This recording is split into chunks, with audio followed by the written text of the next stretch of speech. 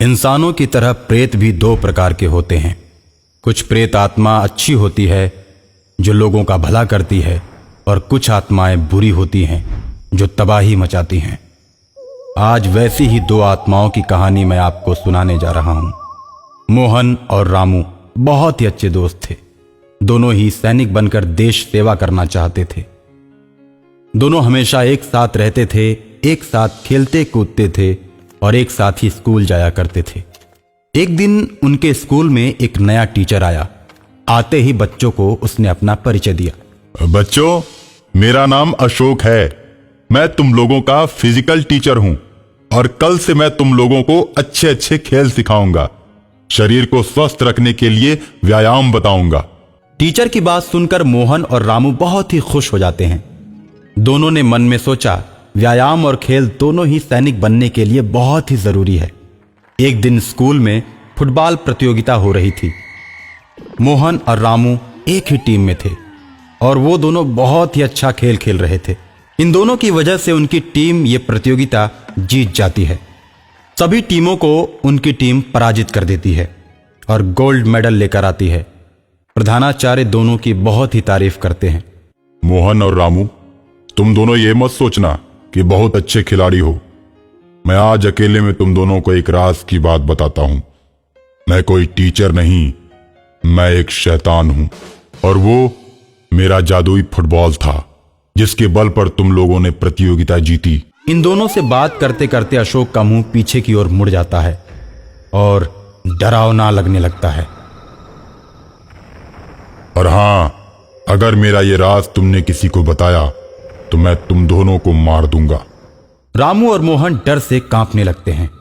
School से घर जाते समय टीचर के बारे में बात करते हुए जाते हैं। यार मोहन, मुझे उस टीचर की नीयत कुछ ठीक नहीं लग रही। क्लास में बच्चों को हमेशा घूरता ही रहता है। इस तरह तो वो हम सबको डरा डरा के ही मार डालेगा। हमें उसके बारे में कुछ करना चाहिए। अरे यार, कर भी क्या सकते हैं? वो भूत टीचर कुछ भी करने पर हम दोनों को मार डालेगा।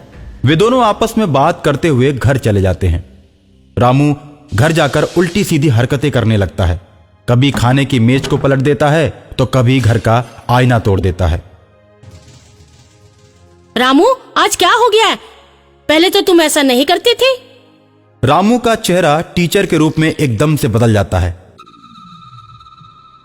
शालिनी मैडम, आपने मुझे पहचाना नहीं? मैं आपके स्कूल का बॉयफ्रेंड अशोक हूं। अशोक का नाम सुनते ही शालिनी डर जाती है और बीते दिनों की घटनाएं उसकी आंखों के सामने नाचने लगती है। रेस्टोरेंट में अशोक और शालिनी खाना खा रहे होते हैं। शालिनी का पति उन दोनों को देख लेता है लेकिन कुछ बोलता नहीं है। चुपचाप अपनी गाड़ी में बैठता है और घर चला जाता है। कुछ देर के बाद शालिनी भी घर आती है। कहाँ गई थी तुम? घर के जरूरी सामान और सब्जियां लेने बाजार गई थी। तब तो सब्जियां काटने के लिए चाकू भी लाई होगी। हाँ, बिल्कुल लाई हूँ। लेकिन तुम चाकू की बात क्यों कर रहे हो? मैं भी ऑफिस आते वक्त सेब लेकर आया हूँ।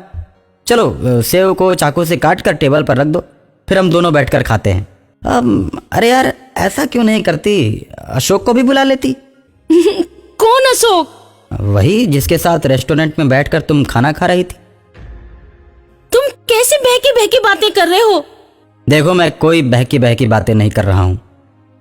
तुम्हें मेरे और अशोक में से किसी एक को चुनना होगा। ओके, देखो मैं ये खेल ही खत्म कर देती हूँ।